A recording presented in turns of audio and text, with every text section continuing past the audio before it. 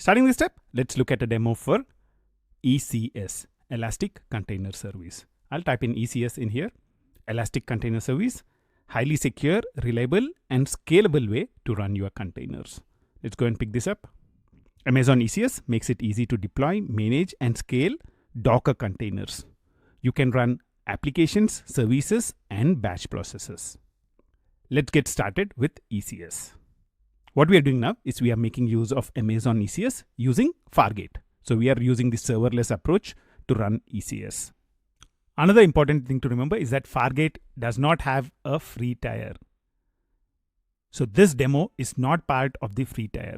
What I would recommend you to do if you want to remain in the free tier and if you don't want to be billed is to just watch the video and do not do the demo. Whenever we are talking about ECS, there is a hierarchy. The first thing that we would need to create is something called a cluster. Cluster is nothing but the hardware that you would need to run your applications. So you'd create probably a cluster with a set of nodes. What do you want to run in your cluster? You'd want to run microservices. And you might have multiple instances of each of these microservices. That's why you have concepts of containers, tasks, and services. Container is nothing but the final container that you would want to run, the container of a microservice. There are certain situations in which you might want to run two containers together. And that's why in ECS, you have a concept of task. A task is nothing but a group of containers. Most of the times in a task, you would just have one container. But task also gives you the flexibility to run multiple containers. And service is nothing but a group of tasks.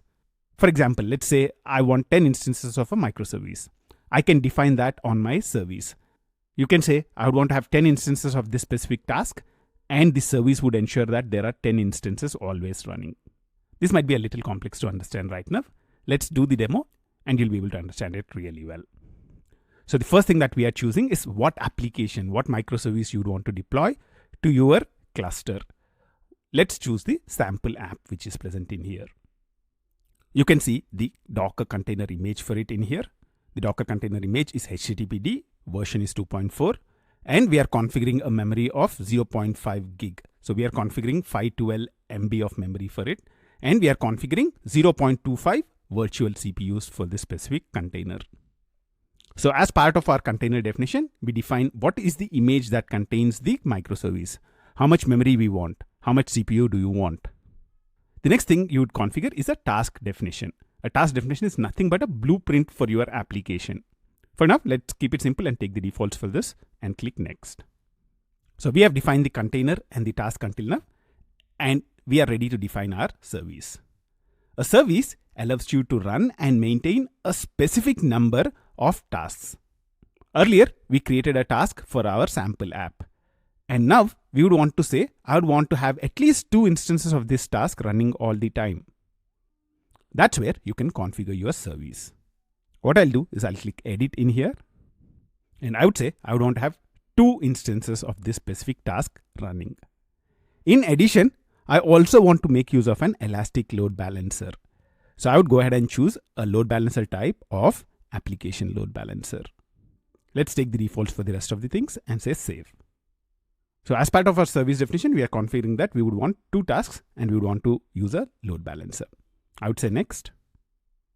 On the next screen, we can configure the cluster. As it says in here, the infrastructure in a Fargate cluster is fully managed by AWS. Fargate provides you a serverless option. You don't really need to worry about the cluster. You don't need to worry about what are the EC2 instances that are behind the cluster. You don't really need to worry about what is the hardware, what is the software, what is the operating system that you'd want to associate with your EC2 instance. When we are making use of Fargate, all those decisions are made for you by AWS. All that you need to worry about is defining your workload. We have already defined our workload as part of our container, task, and services. So let's go ahead and run it. I'll say next.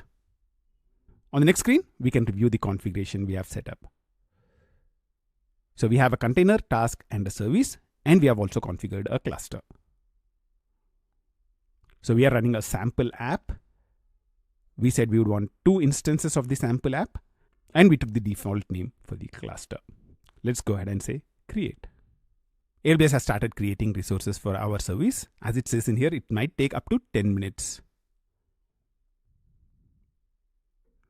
Right now the status is 7 of 10 complete. I would recommend you to leave this window running until it becomes 10 of 10 complete.